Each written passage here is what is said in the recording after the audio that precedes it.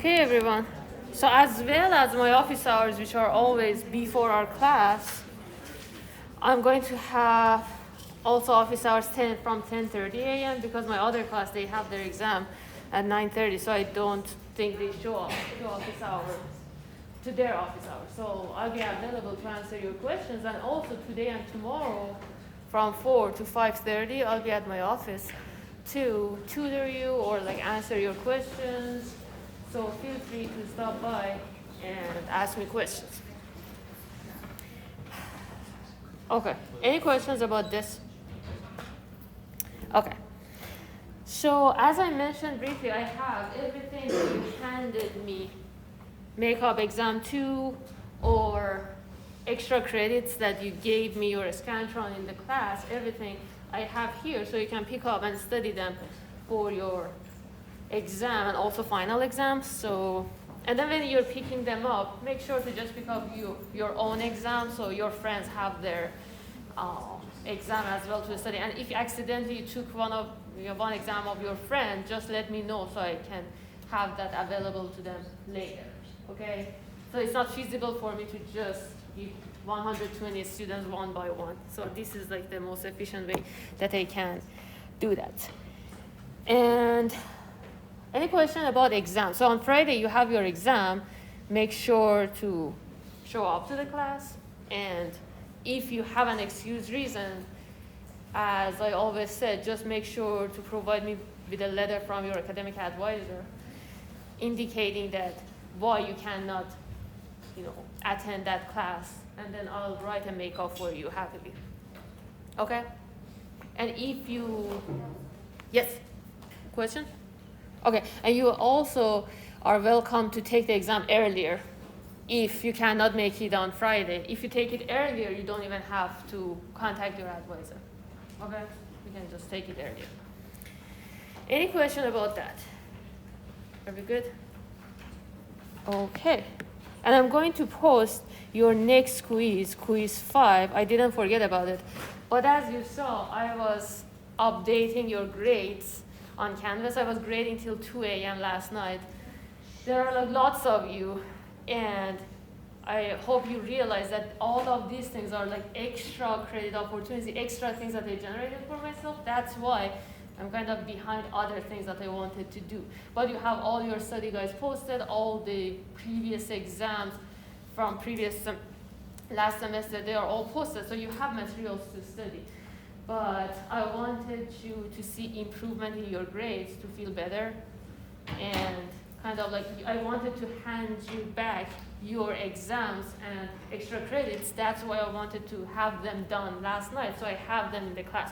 But I'll write your quiz 5 today, and the deadline, as I mentioned, would be Sunday, so you have 2 more days to accomplish that. But I encourage you to take it before your exam so you see what type of questions you're going to see on your exam. But the deadline would be Sunday for the reasons that I mentioned. And you have your homework 14 due tonight.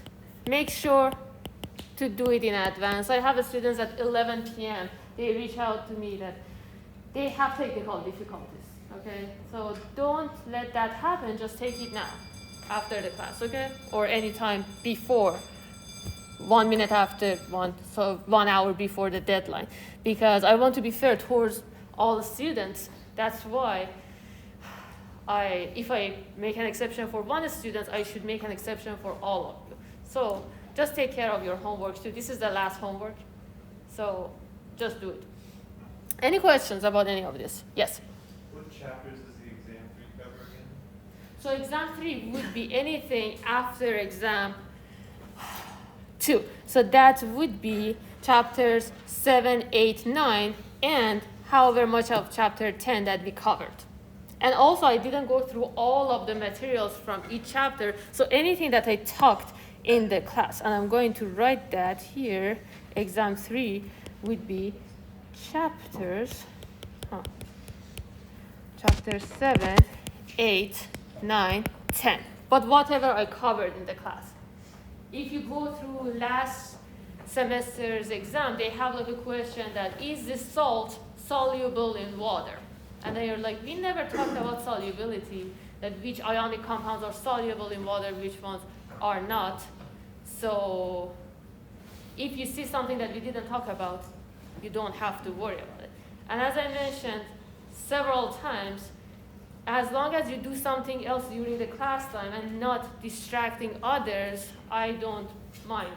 I mean, I cannot force you to pay attention in the class. But if I see someone is distracting others, I'm going to start asking them questions till they stop. So don't do that. Okay, so I think these are all the housekeeping stuff that I wanted to talk about. Let's talk about your previous extra credit opportunity. And I have one more thing. I have some students emailing me that with the extra credit opportunities, they see their grade going down on Canvas.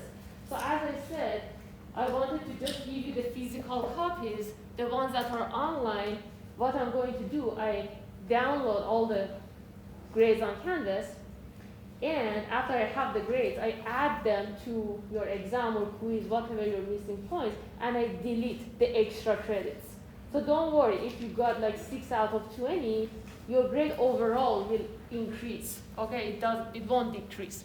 But most probably I'll do that during the weekends because I want to write your exam. I want to post extra materials for you to study and all that. So yeah, but don't worry about that, okay? So one type of question that you're going to see on your exam is these type of questions that I ask in extra credit opportunities. So make sure that you study extra credit quizzes well. How many valence electrons iodine has? How do you answer this question? Periodic table? Yeah, what's that? Or is it a periodic table? Exactly. You go to periodic table and then see what group iodine is in. What group is it in?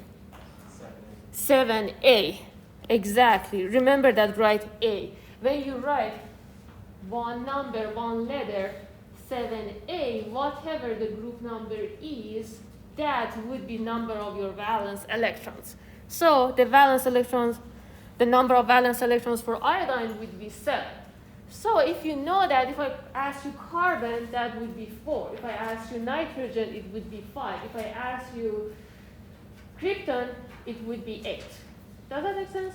Any questions? So this is one question in your exam. What is the number of valence electrons in boron? What is it? 3. What is the number of valence electrons in sodium? 1. Okay? Good? Questions? Now, I ask you how many core electrons carbon has. So you go to the periodic table, see the atomic number of carbon. This 6 would be total number of electrons. I just told you how to get number of valence electrons. How can you just tell me what is the number of valence electrons of carbon? 4, because it's in group 4A. So total number of electrons equals number of valence electrons plus number of core electrons. So to find number of core electrons, you can simply say 6 minus 4, which is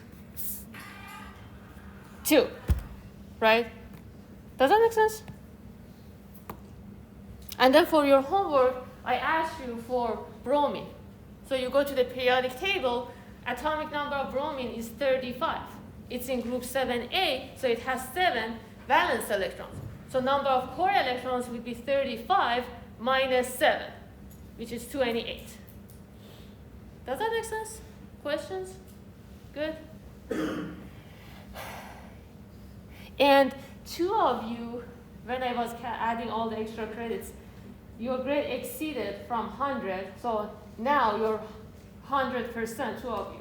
And I took note of the remaining, so I'm going to add that to your final exam or your quiz, anything that you're missing. So don't worry about that as well. Okay. So now are we good with counting number of core electrons, valence electrons, total number of electrons? Questions? Okay. So ionization energy. Can anyone tell me what is ionization energy? Anyone? Yes? The energy required to move an electron from an atom to the gaseous state. So the amount of energy required to remove one electron from an atom. So metals voluntarily, they want to lose electrons. Non-metals voluntarily like to gain electrons, right? So do you think if I have fluorine atom and sodium atom, and I want to remove one electron from them, which one likes it more? Or which one is more open to the possibility of losing an electron? Sodium, right? It just likes to lose the electron anyway. So I just have to give it a little amount of energy to remove that electron. But for fluorine, for instance, it doesn't like to lose electron. It wants to gain electron. It doesn't want to lose. So I should spend lots of energy. So ionization energy for nonmetals, specifically fluorine, is so high, but for metals is much lower. So when you want to compare here, I said which one has the lowest ionization energy. And remember, when I talked about periodic table, I told you that in group 3, 4, you have like in the middle, you have like that zigzag metalloids, and then above that you have nonmetals, below that you have metals. So you can just remember, just by looking at those groups, going from up to down in periodic table, metallic character increases, because first we have nonmetals, then metalloids, then metals, right? So ionization energy would decrease, because metals have lower ionization energy. And then left to right, by the same rationale, you see that you have aluminum, which is a metal, right? And then you have silicon, which is metalloid, then phosphorus, sulfur, chlorine, that they are nonmetals. So left to right in periodic table, ionization energy increases. Does that make sense? So you can just learn metallic character, and then ionization energy would be reversed. So here, when I ask you between gallium, germanium, arsenic, selenium, if you look at the periodic table, you have them like this: Ga, Ge, As, Se. So left to right, ionization energy increases or decreases? Increases, right? I write ionization energy. I should move this. Okay. Ionization energy increases. More non-metal an element is, ionization energy is higher. So this one has highest ionization energy. So which one has the lowest? Gallium. Any question about that? Are we good? Okay. So let me zoom on this one. Okay, atomic size. Do you remember that I told you each period or row number denotes number of n? So n equal 1 corresponds to hydrogen, helium. N equal 2 to lithium, beryllium, boron, carbon, nitrogen, and so on. N equal 3 to sodium, magnesium. So number of n increases when you move from each row in the periodic table. So n denotes period or row number. Okay, the same way that valence electrons, the number of valence electrons denote the column or family or group, here n denotes period or row number. And then I told you that when the number of n, so when I have only n equal 1 compared to n equal 2 or n equal 3, when number of n increases, atomic size increases, because we defined atomic size, the distance between your nucleus and outermost shell. And we call that atomic radius, and we denote that by R. But in general, when I ask you which element is bigger, and I tell you lithium and cesium, you see that cesium, the number of N, the number of orbits or shells is higher, so it's bigger. Does that make sense? And just remember, when you go left to right in periodic table, atomic size decreases.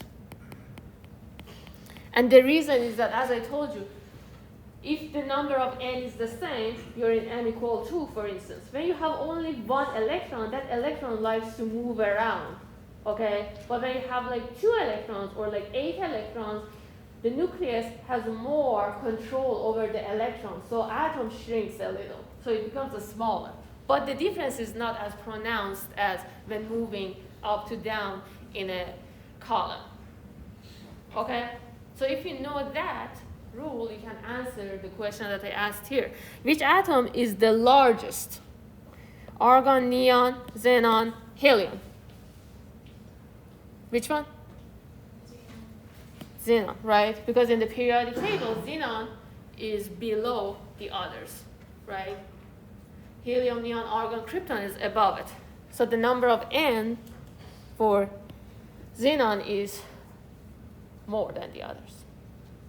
And then this question, I was just writing the questions really quick before the class because I wanted to print them and then give you extra credit opportunities. So here, instead of metallic character, accidentally I wrote, ionic character. So I eliminated this question, and then all others are 2.5.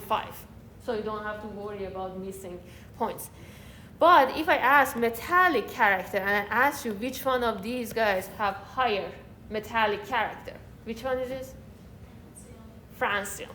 And in general, in periodic table, francium has the most metallic character because up to down, metallic character increases, and left to right, it decreases. So francium, so if I ask you which one has the highest metallic character, and you see francium, you don't have to think about the question, just answer that. Questions? Good? And yes, sorry. Yeah, so the metallic character, you said going up to down increases and left to right decreases. Exactly, yes. And you can always look at the groups 3 and 4 that you had metalloid in between, and then you have the transition between metals and non-metals. You see, that can be a guide for you to remember that on left of the periodic table, we have metals. On right side, we have noble gases. We have halogens that they are non-metals. So metallic character should decrease going left to right. Great question. Any other questions? Good? Okay.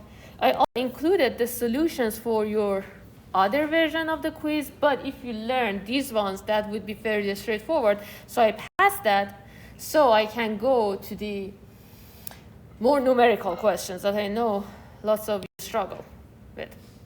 And I included the quiz questions so I can discuss them real quick and then discuss the numerical questions as well.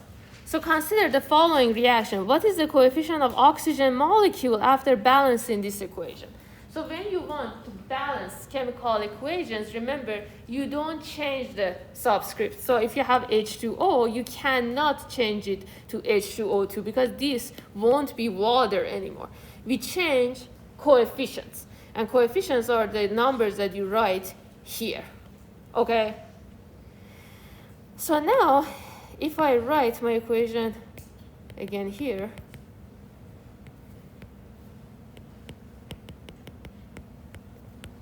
okay. So what I taught you is that the element that you see by themselves, whether it's like Mg, whether it's O2, whether it's O3, as long as you see an element by itself, you balance it last, okay?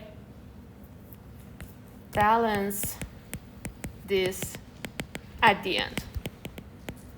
Okay, let's just start with carbon. How many carbons do I have on the right side?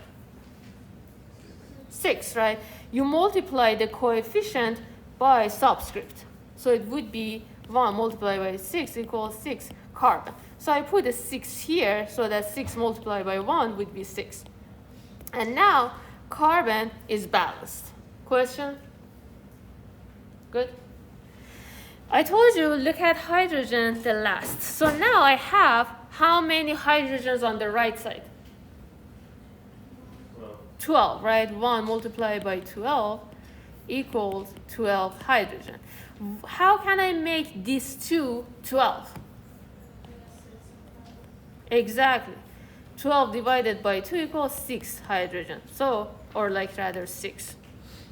So you put 6 here. So now you have 6 multiplied by 2 equals 12. Here you have also 1 multiplied by 12 equals 12.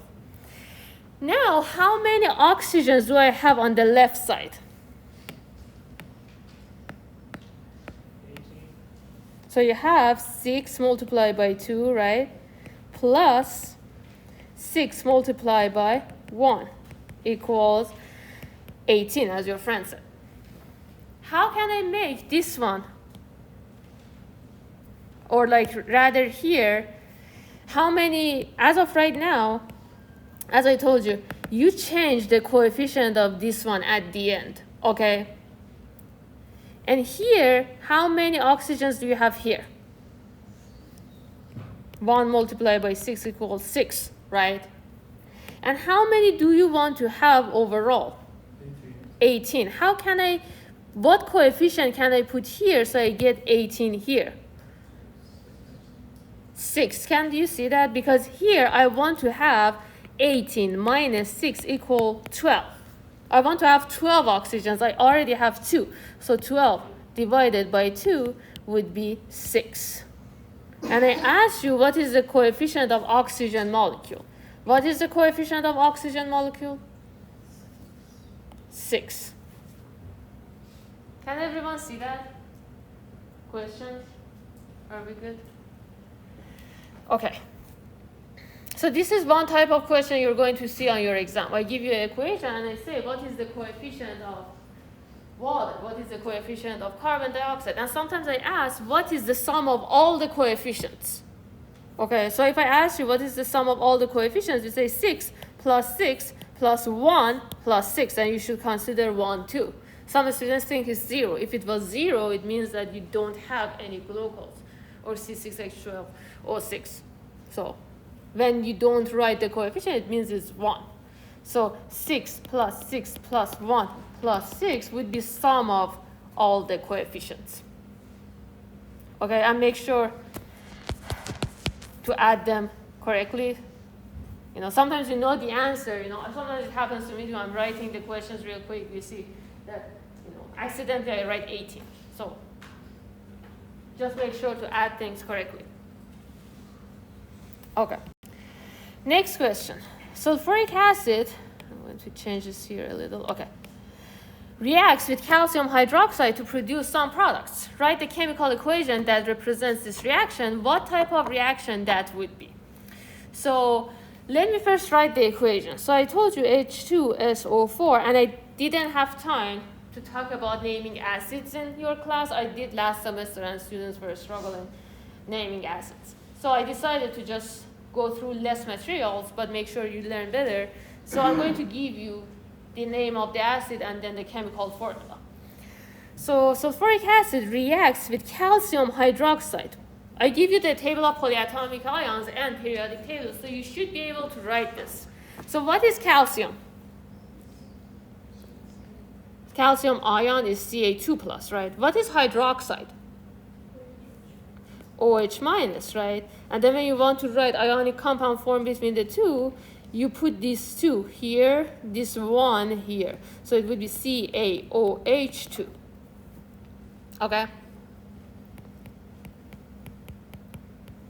And these two reacts. What is this compound here? And you have it in the name too. It's an acid because it has a hydrogen, right? What is this one? It's the base because it has a OH.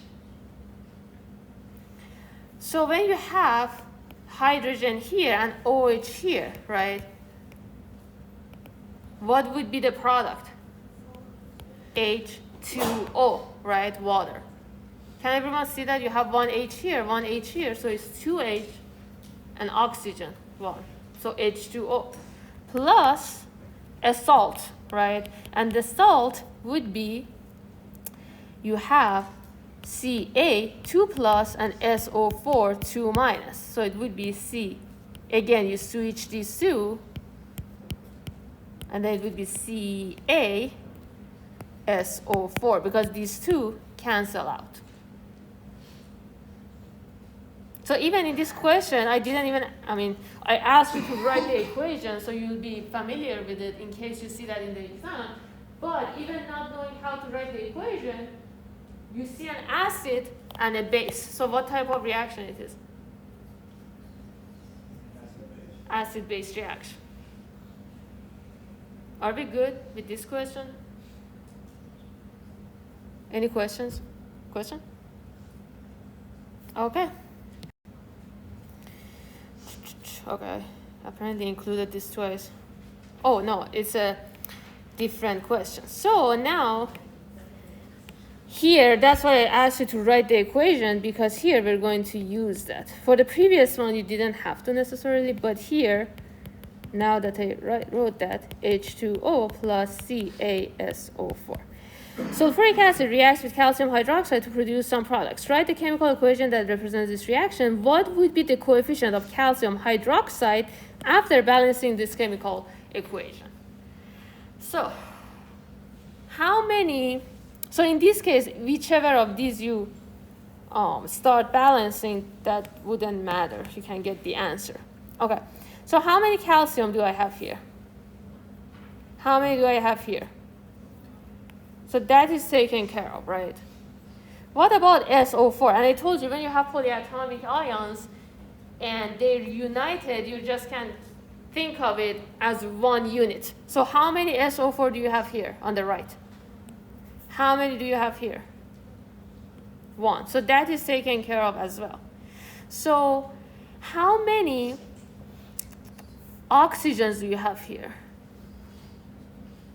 2. Because you multiply whatever is here by the parentheses, right? And then multiply by the coefficient. So it would be 1 multiplied by 1 multiplied by 2, right? So you have 2 oxygens here. How many do you have here? 1, right? So how can I make it 2?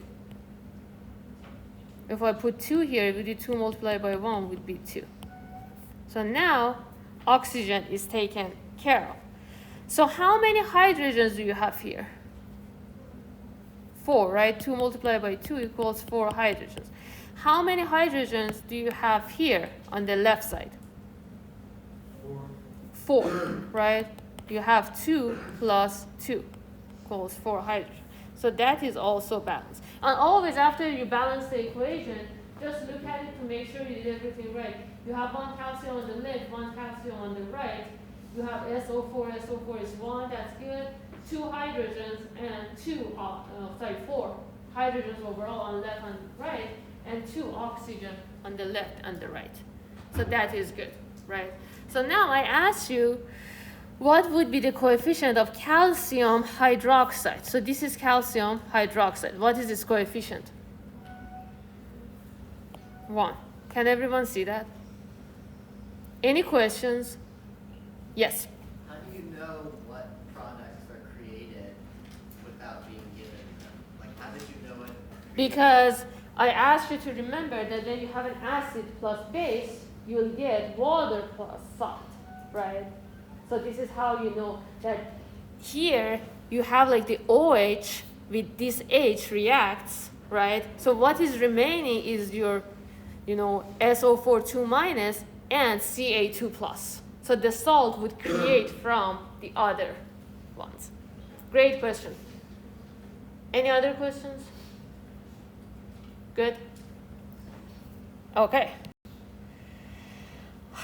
What type of reaction this reaction is? Can anyone tell me? Mg plus Br2 gives me MgBr2.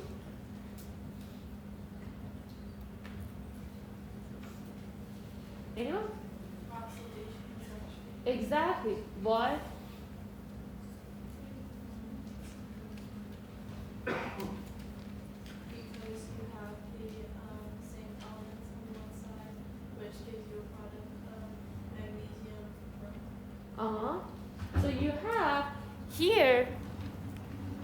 metal plus non-metal. And as your friend said, when you have like metal plus non-metal and they produce an ionic compounds, you have transfer of electrons. So what are oxidation reduction reactions? They are reactions that involve transfer of electrons. So here Mg, before going to this crystalline structure of magnesium bromide, it had 0 charge, right? Bromine the same. But when they go to the crystalline structure of this salt, they become Mg2 plus Br minus. So you have transfer of electrons.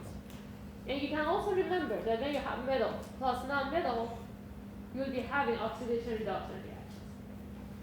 Then you have, so you had like 3 times that you had oxidation reduction reactions. One was metal plus non-metal.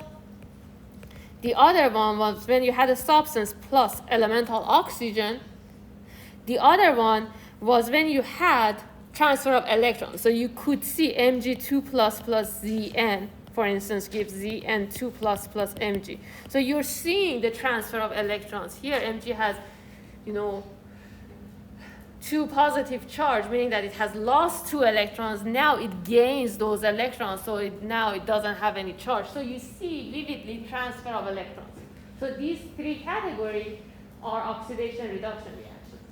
That's why all combustion reactions are oxidation reduction reactions. Because when you write combustion reactions, you write the same thing, and then here they generate heat, right? So this would be combustion reaction.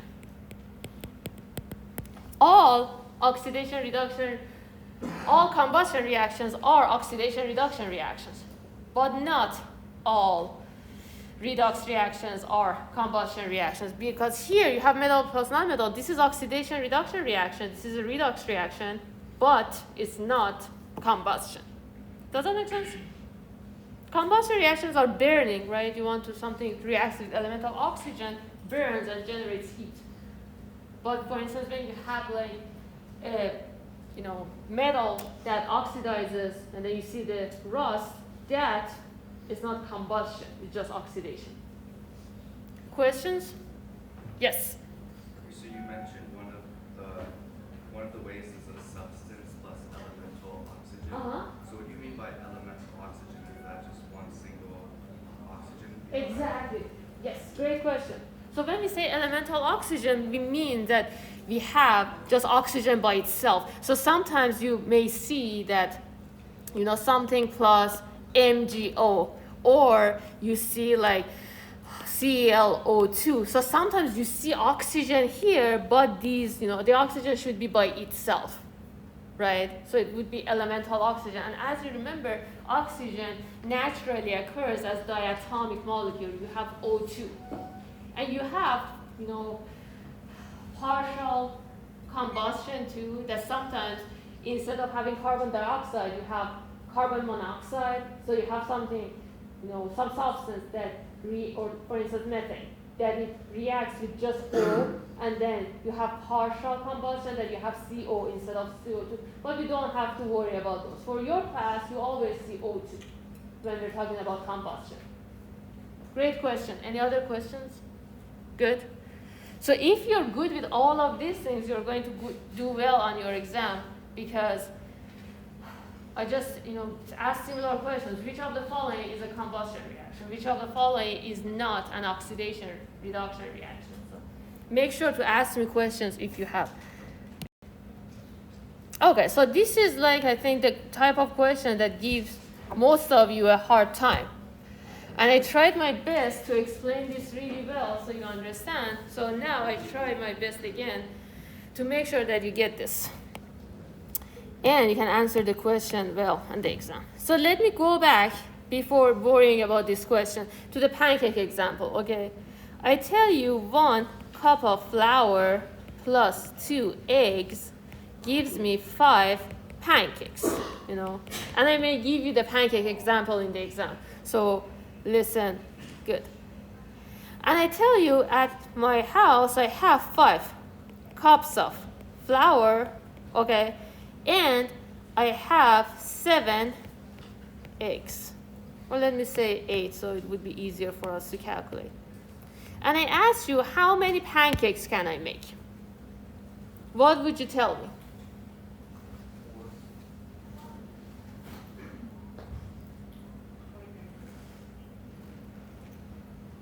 So to save time, I'm just going to answer myself. So the way that you solve this problem is that and remember, if you remember the pancake example, it prevents confusion in the exam. If you have a recipe for one person, okay, imagine this is for one person. And then you have guests, and then you want to make this food for 10 people. What would you do? You multiply all the ingredients, all the recipe by 10, right? Does that make sense? Have any of you ever cooked? So if you have a recipe and then you want to make it for more people, you multiply the ingredients, so these coefficients basically by some number. So if this is for one person, if you want to make it for 10 people, you multiply everything by 10. So now you want 10 cups of flour. Now you want 20 eggs. You should have that much, and that gives you, that multiplied by 10, 50 pancakes, okay? So remember, you multiply the coefficients. You don't add them, you don't, divide them, you don't do any of that. Okay, so if you're good with that, I'm going to erase this so don't confuse you. So if I tell you at my house I have 5 cups of flour, I have 8 eggs, how many pancakes I can make? What you do, you calculate the number of pancakes based on each of these individual ingredients. You say, how many pancakes can I make if I have 5 cups of flour? And then you look at your recipe. This is your recipe. You don't go look at something else. You don't put anything else. To make the 5 pancakes, let me move this a little so I have a little more space, right? Okay, pancakes. If I have 1 cup of flour, right, that gives me 5 pancakes. So this ratio here is the coefficient of the balanced chemical reaction. So in the cooking example would be your recipe, okay? So how many pancakes can I get here? 25, right? Now, that was based on flour. Let me now calculate that based on eggs. How many pancakes? Equals 8 eggs. So, can anyone tell me this ratio? Just this ratio, what is numerator? 2. It's 5 pancakes to 2 eggs.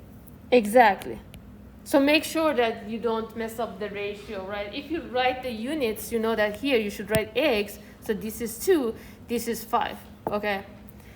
So now, what would that be? 20, right? So what is the maximum number of pancakes that I can make? 20, right? So this is my theoretical yield, which is the maximum number of pancakes that I can make. Although, if I had, more of the other ingredient, if I had more flour, maybe, or rather, so the smaller number, let me write this here. So the smaller number would be my theoretical yield, and the reactant that leads to theoretical yield is limiting reactant. So here eggs are my limiting reactant, okay? So if I had more eggs, I could make more pancake, but I don't, okay? And we cannot change the recipe. Does that make sense? Any questions?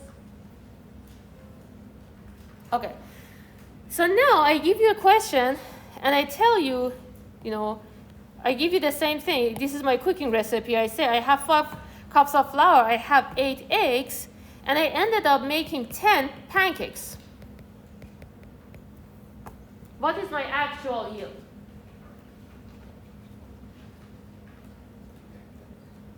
What is it?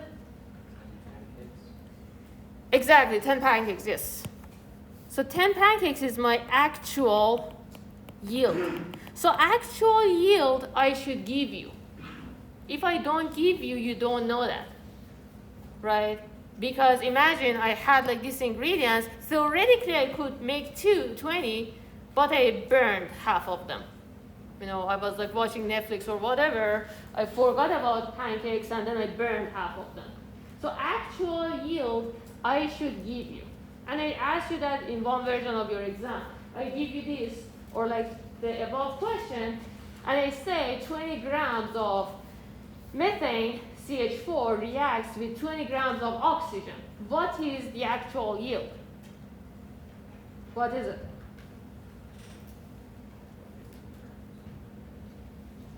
Can anyone answer this question? 20 grams of CH4 reacts with 20 grams of oxygen. What is the actual yield?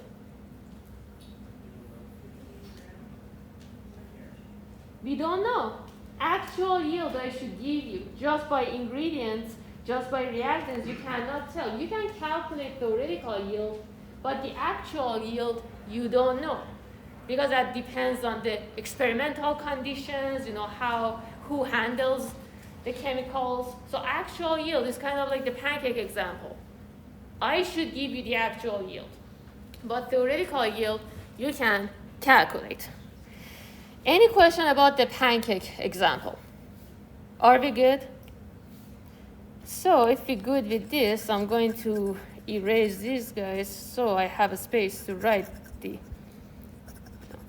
So when you want to solve the questions like this in the exam, what you do is that based on each of the reactants, you calculate the amount of product and you focus on the product that I'm talking about, okay?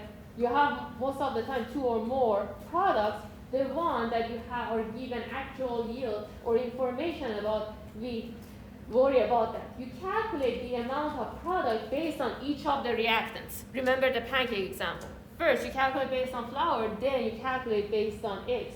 You compare the amount of product. Whichever is lower or smaller is your theoretical yield. The reactant that leads to theoretical yield is your limiting reactant, okay? And your percent yield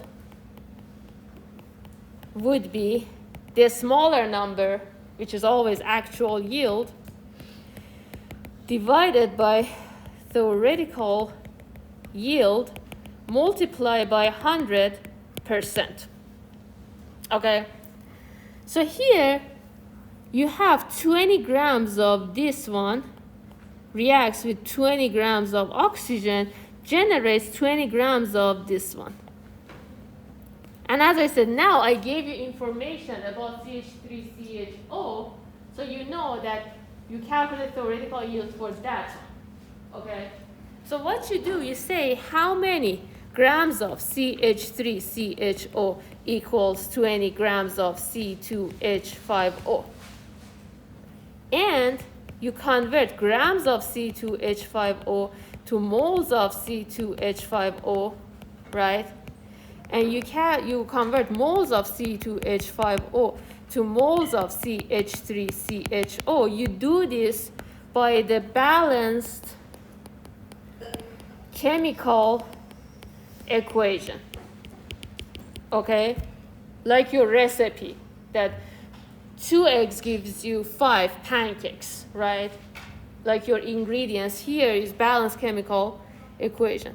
Multiply by converting moles of CH3CHO to grams of CH3CHO. And then these numbers here you write by molar mass. You say 1 mole of your compound, what is the mass? Here, 1 mole of your compound, what is the mass? And remember, for instance, CH3CHO, you say you have 2 carbons you have 4 hydrogens, you have 1 oxygen, and then you go to the periodic table, read these numbers. Right? And then after doing those calculations, you do the same for your other reactant, and then compare the results. Whichever is the smaller is your theoretical yield, and you write here in the denominator, an actual yield here is, oh, actually here I wrote this wrong. It generates 15 grams of your product. So 15 divided by a smaller number that you calculate, multiply by 100%. I'm going to post, solve these questions in detail and then post them on Canvas so you have them to study for your exam. But before I end the session, I have lots of you that you see these type of questions and then you get intimidated by these types of questions. These are actually much easier because you don't have to worry about grams, mole, converting and all that. These questions, what it means is that I don't care what is A, what is B, what is C, what is D. We balanced, we had like some substances. We balanced this chemical equation, and these are the coefficients. And we use this to do mole to mole conversion. So this question, as I said, is much easier than the previous one. It would be such a shame if you answer the previous question right, but this one wrong, because this is much easier. If you get that, this is much easier. So here I have A plus 2B gives C plus 4D. And the question says if 4 moles of A reacts with 4 moles of B and generates 1 mole of C, what is the actual yield? Can anyone tell me?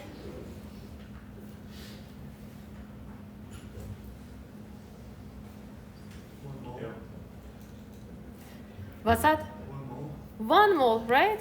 I gave you 1 mole of C, right? So this is the actual yield I just gave you. Okay, so this question didn't even need any calculations. Anything that I give you, as long as it's product, it would be actual yield.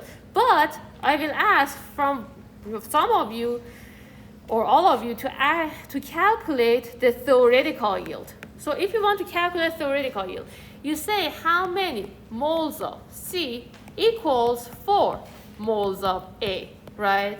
This is what you have. This is like the ingredients that I have at home, like 4 cups of flour, 10, depending on what I have. And then I convert moles of A to moles of C. How can I do that? Balanced chemical reaction, right? The coefficients. So this is 1, this is 2, this is 1, this is 4. What is this ratio? 1 over 1, exactly. So this gives me 4 moles of C. Let me do for the other one real quick too. How many moles of C equals 4 moles of B? And then converting moles of B to moles of C. What is this ratio? 1 over 2, right? So this would be 2 moles of C. What is my theoretical yield? 2 moles of C, right? Theoretical yield. And make sure to write C2 because I may tell you 2 moles of A, right? So yield is product. What is my actual yield? 1, this is actual yield, right? Actual yield divided by 2, theoretical yield multiplied by 100%, which is 50%. Are we good with this question too? And just feel free to stop by my office later today or tomorrow or before your exam and ask me any questions that you might have. And I have your extra credit assignments and makeup exams, so feel free to take them to study them.